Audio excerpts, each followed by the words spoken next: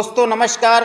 Kaushambi 24 news channel में आपका हार्दिक स्वागत एवं अभिनंदन है। मैं हूं आपके साथ चीफ एडिटर एमडी मौर्य। आइए आज की प्रमुख सुर्खियों पर एक नज़र डालें। पत्रकार की हत्या के बाद अस्पताल प्रबंधक को जान से मारने की मिल रही धमकी। यूपी के फतेहपुर जनपद में शांति नगर स्थित एक अस्पताल के मैनेजर प्रकाश सिंह को जान से मारने की धमकियों के बाद से उनके परिवार में भय का माहौल बना हुआ है। उन्होंने उत्तर प्रदेश सरकार से सुरक्षा की गुहार लगाई है। प्रकाश सिंह ने मुख्यमंत्री को पत्र लिखते हुए आरोप लगाया कि कुछ उपद्रवियों ने उनके मित्र पत्रकार दिलीप सैनी की हत्या करने के बाद अब उन्हें भी जान से मारने की धमकी दी है। प्रकाश सिंह का कहना है कि 30 अक्टूबर की शाम उनके मित्र पत्रकार दिलीप सैनी अस्पताल में दीपावली की बधाई देने आए थे। तभी अंकित त्रिपाठी अपने साथियों के साथ वहां पहुंचा और दोनों को जान से मारने की धमकी देने लगा। इस घटना की सूचना पुलिस कोतवाली को दी गई, जिसके बाद पुलिस ने तुरंत हस्तक्षेप कर मामले को शांत कराया। हालांकि उसी रात दिलीप सैनी की हत्या कर दी गई। इस हत्या के मामले में अंकित त्रिपाठी, अक्कू तिवारी, अन्नू तिवारी, सुभाष पांडे और 6 अन्य लोग शामिल बताए जा रहे हैं। प्रकाश सिंह का आरोप है कि 31 अक्टूबर की रात अंकित त्रिपाठी ने उन्हें व्हाट्सएप पर कॉल करके धमकी दी है कि जैसे दिलीप सैनी को मारा गया है वैसे ही उन्हें भी मारा जाएगा।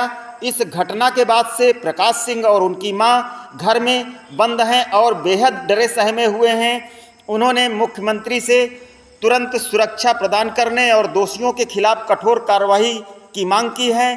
पुलिस द्वारा अब तक अपराधियों की गिरफ्तारी नहीं होने से स्थानीय लोगों में भी चिंता का माहौल बना हुआ है। फतेहपुर से नरसिंह मौर्य की ग्राउंड रिपोर्ट। राजनीतिक, सामाजिक, सांस्कृतिक, धार्मिक, क्राइम से संबंधित खबरें देखने के लिए हमारे चैनल कौशाम्बी 24 न्यूज़ को लाइक, शेयर, सब्सक्राइब करना ना भूलें। तो चला गया। अब मैं दूसरे बेटे की सुरक्षा मैं हाथ जोड़ के निवेदन करती हूँ प्रशासन से। अब मुझे पूरा भरोसा है कि मेरे बेटे के साथ न्याय होगा। तो रोज की धमकियाँ आती हैं, वो मैं अकेली कहाँ जाऊँ बताओ। वो मेरे संरक्षक यहाँ रह रहा है, तो मैं बस इतना चाहती हूँ कि मेरे बेटे को सुरक्षा प्रदान की जाए। एक बेटा तो खो चुकी मैं, अब दूसरा बेटा नहीं खोना चाहती। मेरे कंधों में नहीं है ताकत। दिलीप भाई हमारे बहुत खास मित्रों में थे, ठीक है। पिछले 8-9 महीने से हम लोग साथ चलते थे, उठते बैठते थे। उस दिन का प्रकरण ये है कि दिलीप भाई हमसे मिलने आए थे दिवाली के उसमें उपलक्ष्य में। उनको जाना था लखनऊ, तो उन्होंने मुझे फ़ोन किया था कि बेटा कहाँ हो। तो मैंने कहा मैं भैया अस्पताल में हूँ। तो वो मुझसे मिलने आ गए थे करीब 6:15 बजे। उसके बाद अचानक से अंकित त्रिपाठी आ जाते हैं पीछे से और दिलीप भैया से पैसे मांगते हैं दारू पीने के। तो भैया ने उसको डांट डपट के भगा दिया था, कहा था कि जाओ आज कल मुलाकात करना। उसके बाद हम, दिलीप भैया और उनका एक और साथी था हसन, वो हमारे साथ गाड़ी में बैठ करके हम लोग लखनऊ के लिए निकल गए थे।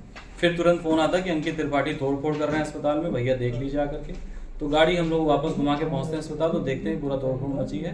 भैया ने तुरंत तत्काल प्रभाव से एप्लीकेशन मुझसे कहा कि लिखो अस्पताल की, उसमें जाकर के कोतवाली में दो। मैंने उसकी तहरीर जाके कोतवाल साहब को तुरंत लिख के दी है। उसके बाद हम लोग अस्पताल में बैठे रहे 15-20 मिनट बाद फिर अक्कू तिवारी का फ़ोन आता है दिलीप भैया के मोबाइल में कि तुमने मेरे लड़के अंकित त्रिपाठी को वहाँ डांटा डपटा और भगा दिया, ये गलत हो गया है। फ़ोन में जो सुनाई दे रहा था मुझे, मैं अभी तुरंत आ रहा हूँ वहाँ पे। तो वो हम चढ़ाई लेकर के 10-12 लोगों के साथ अक्कू तिवारी 15-20 मिनट बाद आ जाते हैं अस्पताल में। तब तक दिलीप भैया ने फोर्स बुला ली थी, कोतवाली से फोर्स भी आ जाती है।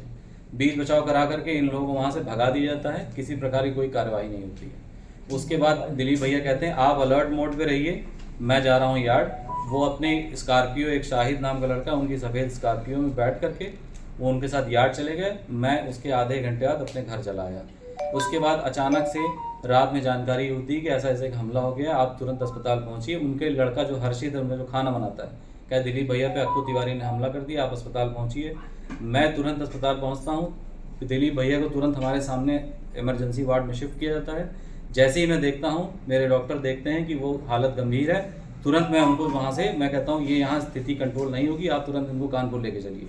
हमने अब तत्काल एम्बुलेंस बुला करके उनको वापस तुरंत गाड़ी में डाला है। 3 गाड़ियाँ साथ में हम लोग कानपुर तुरंत लेके पहुँच गए रेजेंसी के लिए।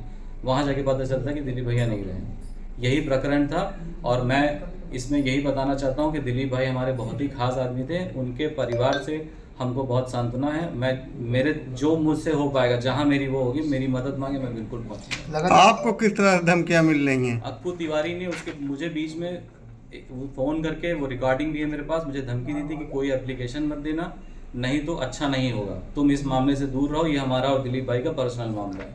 यही अब मुझे अभी भी इस चीज़ की आशंका है कि मेरी हत्या हो जाएगी। मैं अपनी सुरक्षा के लिए परेशान हूँ। दिलीप भैया को तो मार ही दिया है, अब मेरा नंबर है भैया, तो मैं अपनी सुरक्षा मांग करना चाहता हूँ योगी बाबा आदित्यनाथ जी से और अपने पुलिस प्रशासन से कि मेरी सुरक्षा प्रदान की जाए और मैं अपने घर में इस समय बंद हूँ, मैं कहीं जा नहीं पा रहा हूँ। धन्यवाद।